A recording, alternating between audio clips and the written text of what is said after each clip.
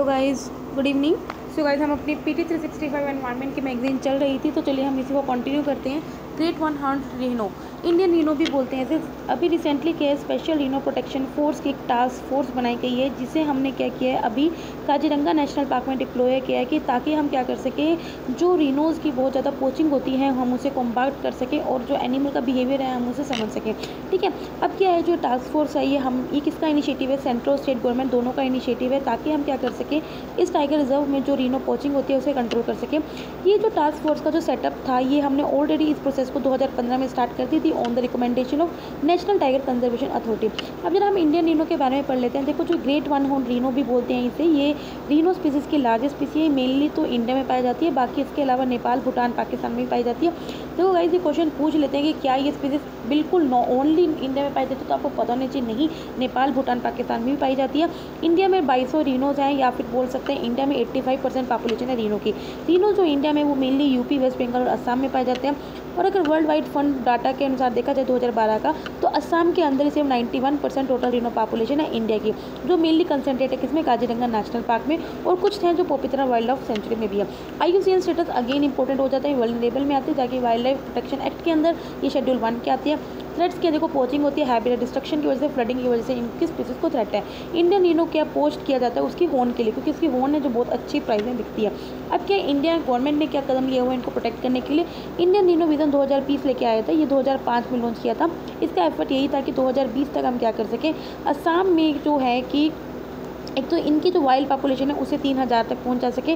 ठीक है, और स्पेशली जो स्प्रेड है 7 प्रोटेक्टेड एरियाज़ में India in the Indian state of Assam, मतलब कि सिर्फ असम के अंदर ही जो 7 प्रोटेक्टेड एरियाज़ में है उनके अंदर जो इनकी पॉपुलेशन है वो 3000 लेकर जानी है। काजीरंगा नेशनल पार्क है जो असम में, जो सिर्फ 70%, मतलब कि अकेला एक ऐसा है जिसमें 70% वर्ल्ड पॉपुलेशन रहती है रीनो की। ठीक है, तो IRB 2020 का एम यही था कि हम चाहते थे कुछ रीनोज़ को ट्रांसलोकेट कर दिया जाए काजीरंगा नेशनल पार्क से असम के ही पवित्र वाइल्ड लाइफ सेंचुरी में, ताकि क्या है, या फिर कुछ और प्रोटेक्टेड एरिया जैसे मानस, लखोदवा, बुरा चुरापुरी, मतलब कि औरांग, ठीक है, इन अलग से ये कह रहे हैं कि अकेले जो काजीरंगा नेशनल पार्क में है उससे क्या करते हैं, कुछ ट्रांसलोकेट कर देते हैं। अब ट्रांसलोकेशन से क्या होता है, अगर एक जगह रिस्क होता है ना, तो ये नहीं है कि सारे का सारा रिस्क एक जगह कंसनट्रेट हो जाएगा, तो अगर कोई बंदा दूसरी जगह रह रहा है तो वो कुछ रीनोज बच पाएंगे। तो यही इसका एम था कि आकर हम ट्रांसलोकेट कर सकें। आगे बढ़ते हैं, ग्रेट इंडियन बस्टर्ड। अभी क्या, जो ministry of environment, forest and climate change ने एक इनिशिएटिव स्टार्ट किया, एक प्रोजेक्ट स्टार्ट किया जिसकी कीमत है 33.85 करोड़। इसमें क्या करेंगे, हम मेनली क्या प्रोटेक्ट करेंगे, कंजर्व करेंगे किसको? ग्रेट इंडियन बस्टर्ड का। क्यों? अभी जो ये बस्टर्ड हैं ये सिर्फ 130 बचे हैं हमारे इंडिया में। देखो, ग्रेट इंडियन बस्टर्ड आपको पता होना चाहिए एंडेमिक है इंडियन सब कॉन्टिनेंट के, mainly central India, western India और ईस्टर्न पाकिस्तान में पाए जाते हैं। इंपॉर्टेंट साइट्स कहाँ की? इसको डेजर्ट नेशनल पार्क सेंचुरी जो कि राजस्थान में, नलिया गुजरात में, वरोड़ा महाराष्ट्र में और बेरिया कर्नाटक में। राजस्थान के हाईएस्ट पॉपुलेशन है। हाईवे कुछ स्टेट से ये बिल्कुल डिसअपियर हो चुके हैं, जैसे हरियाणा, पंजाब, ओडिशा, यूपी, तमिलनाडु और मध्य प्रदेश से। हैबिटेट इसका क्या है? मेनली एरिड और सेमी एरिड ग्रासलैंड में पाया जाता है, या जो थोन स्क्रब एरियाज हैं, टाल ग्रास जहाँ पे पाई जाती है। ठीक है, वहाँ पे मेनली एडिकेटेड एरियाज़ को मेनली अवॉइड करता है। जो ग्रेट इंडिया बस्टर्ड है वो शेड्यूल 1 में है, किसके? इंडियन वाइल्ड लाइफ प्रोटेक्शन 1972 में, और इसको highest degree of legal protection दिया जाता है। IUCN में क्रिटिकली एंडेंजर, तो आप देख लो कितना ज़्यादा इसका बुरा हाल है। थ्रेटन किया वही पोचिंग के लिए, या फिर जो आपको पता है बर्ड्स मिली के पावर लाइन के साथ टकरा के क्या मर जाते हैं। ग्रेट इंडियन बस्टर्ड राजस्थान का स्टेट बर्ड है, यह भी पता होना चाहिए कि राजस्थान का स्टेट बर्ड कौन सा है? इंडियन बस्टर्ड है। स्टेट गवर्नमेंट ने भी एक प्रोजेक्ट गोदवाना स्टार्ट किया था ताकि हम इसको कंजर्व कर सके। कहाँ पे? डेजर्ट नेशनल पार्क जैसलमेर में। देखो, ये एक फ्लैगशिप ग्रासलैंड स्पीसीज है, मतलब कि फ्लैगशिप स्पीसीज का मतलब ये कि ग्रासलैंड इकोलॉजी की हेल्थ को ये रिप्रेजेंट करते हैं। अब हमने इनकी कंजर्वेशन के लिए क्या क्या एफर्ट्स लिए गए हैं, तो कोई it's one of the species for the recovery programme under the integrated development of wild life aspect of the ministry of environment and the forest. इसका ऑब्जेक्टिव यही है ताकि हम क्या कर सकें, इनकी कैप्टिव ब्रीडिंग करा सकें ग्रेट इंडियन बस्टर्ड की, ताकि हम इनकी पॉपुलेशन को इंक्रीज़ करा सकें। फाइनेंशियल असिस्टेंस भी इसके लिए दी हुई है ताकि हम जो इन स्पीसीज की रिकवरी कर सकें। जो ग्रेट इंडियन बस्टर्ड है इसको हम एंडेंजर्ड माइग्रेटरी स्पीसीज भी बोलते हैं। Eight the conference of the, अभी क्या है, जैसे हमारी कॉन्फ्रेंस ऑफ पार्टी 25 हुई है मेनली जो UNFCCC है, उसी तरह जो CMS है कंजर्वेशन ऑफ माइग्रेटरी, उसकी भी कॉन्फ्रेंस ऑफ पार्टी हुई है 13। उसमें जो थीम है उसमें भी इनको क्या रखा गया है, एंडेंजर्ड माइग्रेटरी स्पीसीज में रखा हुआ है। At the conference of party to the convention on the conservation of the migratory species और वाइल्ड एनिमल, ये एनेक्स 1 में है CMS के, ठीक है। जो कन्वेंशनल माइग्रेटरी स्पीसीज में 2 एनेक्सर होते हैं, एक एनेक्सर 1 होता है, एक एनेक्सर 2 होता है। तो CMS के एनेक्सर 1 में रिसेंटली कर्नाटका ने डिक्लेयर किया कि सीरकपुर का जो एरिया है वो कर्नाटका ने ग्रेट इंडियन बस्टर्ड को प्रोटेक्टिव जोन बनाया है। रिसेंटली सुप्रीम कोर्ट ने भी एक हाई पावर कमेटी कंस्टिट्यूट की थी। उसने बोला था कि हमें अर्जेंटली कुछ ऐसा इमरजेंसी रिस्पॉन्स प्लान लाना चाहिए ताकि हम जो ग्रेट इंडियन बस्टर्ड है उसे प्रोटेक्ट कर सकें। आगे बढ़ते हैं ओलिव रिडले टर्टल। अभी क्या ओडिशा के जो फॉरेस्ट डिपार्टमेंट है उसने फिशिंग को बैन किया, कहाँ पे, स्टेट की गढ़ी माता मैराइन सेंचुरी में, ताकि जो ओलिव रिडले टर्टल्स हैं हम उन्हें प्रोटेक्ट कर सकें। अब जो गहरी माता ओडिशा में जो लोकेटेड है मैराइन सेंचुरी, ये वर्ल्ड की लार्जेस्ट ओलिव रिडले रोकड़ी है। यहाँ एनिमल्स क्या हैं, लाखों के नंबर में आते हैं इस सेंचुरी में। मेनली नवंबर में आते हैं, मेटिंग करते हैं और फिर मार्च में क्या है फीमेल वहाँ पे एग्स लेकर देती है, ठीक है। जो टोलर है बोट्समैन है उनको अभी क्या कर दिया है, उनको बोला गया कि अभी आप फिश नहीं कर सकते, 20 किलोमीटर इस कोस्ट लाइन के 20 किलोमीटर के आप अंतर्गत फिशिंग नहीं कर सकते, ठीक है। ओलिव रिडले टर्टल देख लेते हैं। ये देखो एक स्मॉलेस्ट और मोस्ट एम्ब्यूटेड ऑफ द सी टर्टल है, वर्ल्ड में पाया जाता है। ये मेनली जो वार्म वाटर में रहता है, जैसे पैसिफिक, अटलांटिक और इंडियन ओशन के। ये जो टर्टल्स हैं ये साथ में जो इनके कजन्स होते हैं कैम्प्स रिडले टर्टल, वो उनकी यूनिक मास नेस्टिंग के लिए पहचाने जाते हैं, जिसको आरीबादा भी बोलते हैं। जो 1000 ऑफ फीमेल्स क्या आते हैं, इकट्ठी आती हैं सेम बीच पे और वहाँ पे अपने अंडे देती हैं। IUCN में इसका स्टेटस क्या है, वल्नरेबल है। बाकी साइट्स में अपेंडिक्स 1 में है और CMS में अपेंडिक्स 1 में है। ये कार्निवोरस होते हैं और मेनली किसको फीड करते हैं, अपने खाने के लिए किस पर डिपेंड होते हैं, jellyfish, shrimp, snails, crabs, molluscs या फिर कुछ फिशेस या एग्स पे, उन पे कहते हैं डिपेंड होते हैं। ये जो टर्टल्स हैं अपनी पूरी की पूरी ज़िंदगी ओशन में बिता देते हैं और मेनली 1000 ऑफ किलोमीटर से माइग्रेट करते हैं between feeding and the meeting ground in the course of, मतलब एक साल में क्या है, जब ये नवंबर में क्या करते हैं, एक तो ब्रीड करते हैं और उसके अलावा पूरे साल में क्या करते हैं, ये 1000 ऑफ किलोमीटर माइग्रेट करते रहते हैं फीड करने के लिए, खाने की खोज में।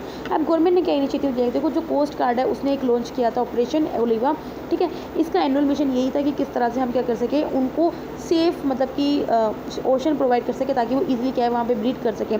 ऑपरेशन सेवा क्रू में ये किसने, wild life crime control bureau ने स्टार्ट किया था ताकि हम क्या कर सकें, टर्टल्स को मतलब कि बचा सकें।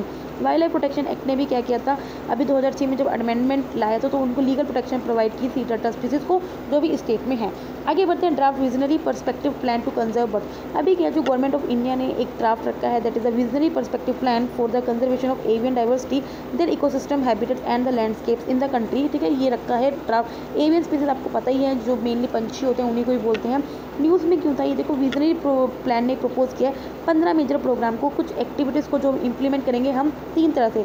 कुछ शॉर्ट टर्म प्लान जो मेनली 2020 से 2024 में चलेगा, मीडियम टर्म के लिए 2027 तक चलेगा, लॉन्ग टर्म के लिए मतलब 2027 से 2030 तक चलेगा।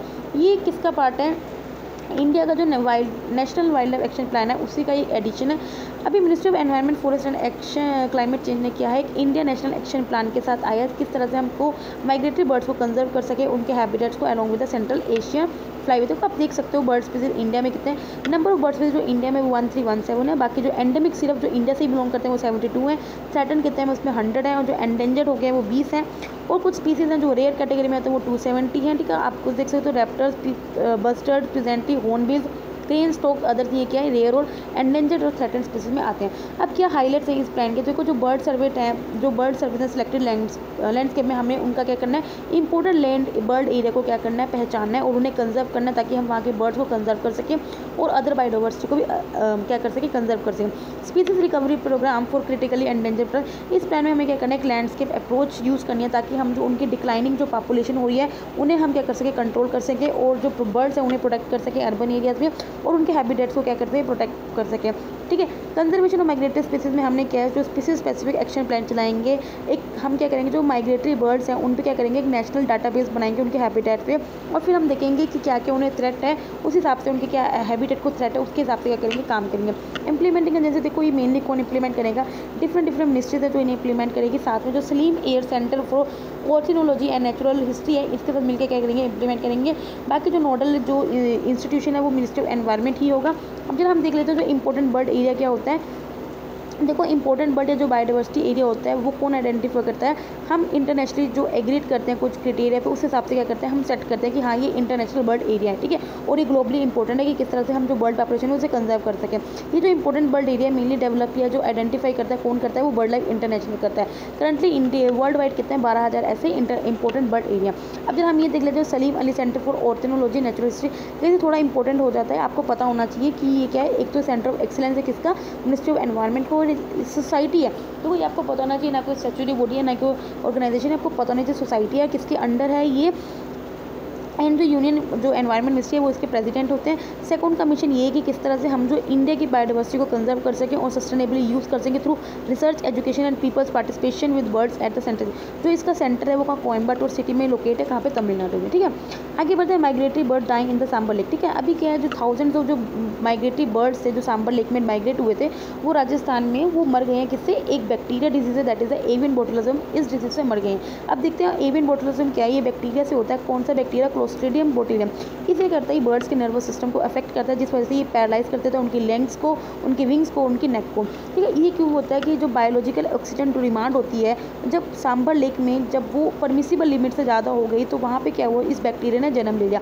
अभी जो बैक्टीरिया ये हीट रेजिस्टेंस होता है और ऑक्सीजन की एब्सेंस में क्या करता है, ये ग्रो होता है और जर्मिनेट होता है और टॉक्सिसिटी क्या प्रोवाइड कर टॉक्सिक बनता है। ठीक है, अब बायोलॉजिकल ऑक्सीजन डिमांड क्या होती है? देखो, ये डिजोल्व ऑक्सीजन होती है जो मतलब कि बायोलॉजिकल ऑर्गेनिज्म की डिमांड होती है ताकि वो ऑर्गेनिक मटेरियल ब्रेक डाउन कर सके in a given water sample at certain temperature over a certain specific time period. Sambhar lake क्या है? इंडिया का largest inland salt water lake है जो कि राजस्थान में है। इसे हमने वेटलैंड ऑफ इंटरनेशनल इंपॉर्टेंस भी डिजिग्नेट किया गया under the Ramsar convention.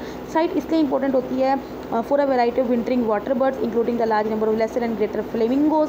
Human activities consist of salt production and life stock grazing. ठीक है, अब क्या है, एक न्यूज़ है इससे रिलेटेड आर्किया। देखो आर्किया क्या है, एक रिसेंटली एक न्यू आर्किया ने उसे डिस्कवर किया गया सांबर सॉल्ट लेक राजस्थान में। जो आर्किया एक primitive group of micro organism है जो एक्सट्रीम हैबिटेट्स में भी जिंदा रह सकता है। देखो एक्सट्रीम हैबिटेट्स मतलब ये होता है कि मतलब कि ज़्यादा टेम्परेचर भी वो सह लेता है, लो टेम्परेचर भी सह लेता है। मतलब कि हॉट स्प्रिंग्स, कोल्ड डेजर्ट और हाइपर सलाइन लेक्स में क्या है, ये जिंदा रह सकता है। ये स्लो ग्रोइंग ऑर्गेनिज्म होता है। ये मेनली ह्यूमन गट में भी प्रेजेंट होता है। ये क्यों जाना जाता है? For producing anti microbial molecules या फिर antioxidant activity with application in eco friendly waste water treatment. ठीक है, आगे बढ़ते हैं। Not all animals migrate by choice campaign. अभी क्या है, जो यूएन एनवायरनमेंट इंडिया और साथ में जो wild life crime control bureau है उसने क्या किया, लॉन्च किया एक awareness campaign not all animal migrate by choice. ये डिस्प्ले करेगा कुछ major airports across the country. अब ये इस न्यूज़ में क्या है, देखो इस कैंपेन का एम यही था कि हम अवेयरनेस क्रिएट कर सकें, पब्लिक सपोर्ट ले सकें ताकि हम किस तरह से जो अपनी प्रोटेक्ट कर सकें, कंजर्व कर सकें वाइल्ड लाइफ को और साथ में जो स्मगलिंग होती है उन्हें प्रिवेंट कर सकें और जो वाइल्ड लाइफ प्रोडक्ट्स की जो डिमांड है उन्हें हम कम कर सकें। जो पहला फेज़ है उसमें हम मेनली फोकस किस पे करेंगे, टाइगर, पेंगुलिन, स्टार टॉर्टोइस और टोकेगो। कैंपेन क्या करेगा, मेनली इसका कैंपेन का यही है कि जो इलीगल ट्रेड होता है वाइल्ड लाइफ में उसे रोका जाए through UN environment global campaign और वाइल्ड फॉर लाइफ। ठीक है, अब जब wild life crime control bureau के बारे में लेते हैं, देखो गाइस ये जो ऑर्गेनाइजेशन होती है बहुत इंपॉर्टेंट हो जाते हैं, तो आपको इसके बारे में पता होना चाहिए। देखो आगे ये स्टैट्यूटरी बॉडी है किसके अंदर, ministry of environment forest climate change के अंदर। इसका काम यही है कि जो भी वाइल्ड लाइफ के अगेंस्ट क्राइम हो रहा है उसे कॉम्बाट किया जाए कंट्री में। तो ये 2007 में क्या हुई थी, कॉन्स्टिट्यूट हुई थी bye amending the wild life protection in 1972। देखो इसका काम यही है कि क्या करेगा, जो भी वाइल्ड लाइफ के रिलेटेड जो भी क्राइम एक्टिविटीज़ होती है उसे क्या करना है, मतलब कलेक्ट करेगी और जो डाटा है उसको कलेक्ट करेगी और क्या करेगी, स्टेट और जो एजेंसीज हैं, जो एनफोर्समेंट एजेंसीज हैं उन्हें मतलब कि इन्फॉर्म करेगी ताकि इमीडिएट एक्शन लिया जाए और क्रिमिनल्स को क्या किया जाता है, मतलब कि जो भी है उनके अगेंस्ट एक्शन लिया जाए। ठीक है, ये क्या करती है, असिस्ट भी करती है, एडवाइस भी करती है कस्टमर अथॉरिटीज़ को और क्या करती है, जो फ्लोरा और फोना को क्या करते हैं, इंस्पेक्ट करती है as per the provision of wild life protection act, CITES and the export import policy governing such as an item. ठीक है, आगे बढ़ते हैं। वही मैंने आपको बताया था अभी COP हुई है किसी, convention on the conservation of migratory species और बोन कन्वेंशन। देखो कहीं दो होते हैं, बोन कन्वेंशन होता है, बोन चैलेंज होता है। बोन कन्वेंशन को हम कंजर्वेशन ऑफ वाइल्ड मतलब कि माइग्रेटरी स्पीसीज बोलते हैं, लेकिन जो बोन चैलेंज होता है वो मेनली क्या होता है ताकि हम जो डेजर्टिफिकेशन है उसे कॉम्बाट कर सकें। तो इन दोनों में थोड़ा हमेशा अलर्ट रहना, बोन कन्वेंशन और बोन चैलेंज। ठीक है, अभी क्या मैंने आपको पहले ही बताया था, अभी जो 13th कॉन्फ्रेंस ऑफ पार्टी हुई किसकी, CMS की, कहाँ पे, गांधीनगर, इंडिया में। अब क्या इंडिया ने क्या ऑफिशियली अभी प्रेसिडेंसी ले लिया अगले 3 सालों के लिए, मतलब 2023 तक क्या इंडिया क्या करेगी, इसे होस्ट करेगी। ठीक है, जो CMS COP3 ये लार्जेस्ट एवर एक हिस्ट्री है कन्वेंशन में, क्योंकि COP is the decision making power. मतलब देखो जो CMS में कोई भी जो डिसीजन लिया जाता है वो कॉन्फ्रेंस ऑफ पार्टीज ही लेती हैं। ठीक है, तो वही डिसीजन मेकिंग ऑर्गन है किसका, CMS का, कौन, कॉन्फ्रेंस ऑफ पार्टी। जो CMS COP3 है was the first of a series of international nature related meeting in 2020। ठीक है, अभी क्या है, हमने क्या किया है, एक हमने मतलब कि देखो आगे पढ़ते हैं थोड़ा। COP13 की क्या थीम थी, थीम तो यही थी कि जो migratory species connect the planet and together we welcome them home. इसका लोगो क्या था, लोगो कोलियम था जो कि ट्रेडिशनल आर्ट है, कहाँ से, साउथर्न इंडिया से, जो यूज़ होती है टू डिपिक्ट की migratory species in India. Mascot क्या मतलब होता है कि रिप्रेजेंटेशन कौन देता है, वहाँ पे ग्रेट इंडियन बस्टर्ड उसका मास्कोट बनाया गया, अभी हमने ऊपर पढ़ा भी था। ये पहला CMS COP है जो कि इनोग्रेट किया गया है होस्ट कंट्री मतलब हमारे हेड ऑफ गवर्नमेंट के द्वारा। ठीक है, कुछ हाईलाइट देख लेते हैं। देखो इसमें हमने गांधीनगर डिक्लेरेशन को एडॉप्ट किया है और ये बोला है कि हमें इकोलॉजिकल कनेक्टिविटी का कंसेप्ट अपनाना चाहिए ताकि हम क्या कर सब लोग इंटीग्रेट कर सकें और प्रायोरिटाइज कर सकें in the post 2020 global biodiversity framework में which is expected to be adopted at the UN biodiversity conference in October this year. हमने न्यू डायमेंशंस को कुछ डिसीजन लिए है, 10 न्यू स्पीसीज को और ऐड किया है CMS के अपेंडिक्स में। ठीक है, 2 तरह के अपेंडिक्स होते हैं, फर्स्ट होता है 2 होते हैं। हमने अपेंडिक्स 1 में क्या होता है 7 स्पीसीज को ऐड किया जिसको ज़्यादा प्रोटेक्शन चाहिए, स्ट्रिक्टर प्रोटेक्शन चाहिए, जैसे एशियन एलिफेंट हो गया, जगुआर हो गया, ग्रेट इंडियन बस्टर्ड हो गया, बंगाल फ्लोरिकन हो गया, लिटिल बस्टर्ड हो गया, या तो एंटीपोटन एल्ब्रेटोस हो गया, ओशनिक वाइट टिप स्टार का, इन्हें हमने अपेंडिक्स 1 में किया है। बाकी जो उरियल स्मूथ हैमरदार शार्क या टॉप शार्क है हमने इसे अंडर अपेंडिक्स 2 में दिया ताकि हम क्या कर सकें उन्हें कुछ लेवल की प्रोटेक्शन प्रोवाइड कर सकें। ठीक है, that have an unfavourable conservation status and would benefit, उनको बेनिफिट मिलेगा अगर हम उन्हें कंजर्वेशन प्रोवाइड करें। हमने क्या किया, जो CMS एम्बेसडर है उनको रीलॉन्च किया, उस प्रोग्राम को रीलॉन्च किया है जिसमें जो 3 CMS एम्बेसडर्स हैं for terrestrial avian and aquatic species उनको नेम दिया जाएगा, उनको to help raise awareness about the important work of CMS and the plight of the migratory species. हम क्या करेंगे 7 माइग्रेटरी स्पीसीज चैंपियन को रिकॉग्नाइज करेंगे including Germany, India, Italy, Monaco, Norway, European commission and the environment agency who were acknowledged for their generous contribution to the CMS initiative. आगे बढ़ते हैं, हमें conservation of migratory species है क्या। देखो इसका एम ये है कि किस तरह से वो टेरेस्ट्रियल या एक्वेटिक या जो भी एवियन माइग्रेटरी स्पीसीज हैं उनको क्या कर सके, प्रोटेक्ट कर सके। ये जो साइन हुआ था बोन जर्मनी में हुआ था 1979 में, एक इंटर गवर्नमेंट ट्रीटी थी, अंडर किसके अंडर होता है UNEP के अंडर ये साइन हुआ था। CMS क्या करती है, डिफरेंट कंट्रीज की गवर्नमेंट को साथ में लेके आती हैं ताकि जो माइग्रेटरी स्पीसीज के ऊपर जो है हम काम कर सकें, जहाँ से मतलब कि जिस कंट्री से कोई भी जो स्पीसीज है या कोई भी बर्ड है होके गुजरता है उन कंट्रीज को कनेक्ट करती हैं। ठीक है, और वो क्या करते हैं कुछ लीगल मेजर्स लेते हैं कि किस तरह से हम कंजर्वेशन मेजर्स ले सकें ग्लोबली। ठीक है, जो इसके अंदर जो कन्वेंशन ऑन माइग्रेटरी स्पीसीज के अंदर जो लीगल इंस्ट्रूमेंट्स होते हैं वो लीगली बाइंडिंग एग्रीमेंट भी हो सकते हैं या फिर कुछ simple understanding of memorandum of understanding भी हो सकते हैं, जो भी उन्हें लगा वो अडेप्ट कर लेते हैं। CMS is the only world wide convention that was founded exclusively for the preservation of migrant animal. ये मैंने आपको ऑलरेडी बताया, जो CMS में 2 अपेंडिंग्स होते हैं, जो माइग्रेटरी स्पीसीज जो ज़्यादा थ्रेटन्ड है और जिनको लगता है ये एक्सटिंक्ट हो सकते हैं उन्हें हम अपेंडिक्स 1 में देते हैं और उन्हें ज़्यादा स्ट्रिक्ट प्रोटेक्शन देते हैं, जिसका कंजर्व करते हैं और हमने रिस्टोर करते हैं, जहाँ पे उनका हैबिटेट उनको रिस्टोर करते हैं ताकि और मिटिगेट करते हैं जो भी उनके ऑब्स्टेकल्स आते हैं to migration and controlling other factor that might endanger हैं। ठीक है, बाकी जो माइग्रेटरी स्पीसीज होती हैं जिनको कुछ सिग्निफिकेंटली बेनिफिट मिल सकता है अगर हम उन्हें इंटरनेशनल कोऑपरेट करें या कंजर्व करें, उन्हें हम अपेंडिक्स 2 में रखते हैं। ठीक है, आगे बढ़ते हैं, थोड़ा सा ये पढ़ लेते हैं क्या है अभी क्या है। 13 COP में एक रिपोर्ट भी रिलीज़ की गई है जिसका नाम है state of India's bird 2020 report, इससे रिलीज़ की है। इसमें क्या किया है, ये जो कंपाइल करी है रिपोर्ट 10 इंस्टीट्यूशंस ने कंपाइल किया और जिसमें कुछ साइंटिस्ट भी हैं। इसने क्या देखा, जो इंडिया में जो 867 बर्ड स्पीसीज़ हैं उनको उनका कंजर्वेशन स्टेटस देखा है, लॉन्ग टर्म ट्रेंड देखा है, करंट ट्रेंड देखा है और जहाँ कहाँ वो डिस्ट्रीब्यूशन रेंज मतलब किस किस स्टेट में वो बंटे हुए हैं वो रेंज देखे। हाईलाइट्स क्या है कि 101 स्पीसीज ऐसी हैं जिनको हाई कंजर्वेशन कंसर्न मतलब क्योंकि उनको कंजर्वेशन बहुत ज़्यादा चाहिए, हाई कंजर्वेशन कंसर्न दिया, जैसे रैप्टर्स हो गए, कुछ माइग्रेटरी शोर बर्ड्स हो गया या हैबिटेट स्पेशलिस्ट जैसे इंडियन वल्चर।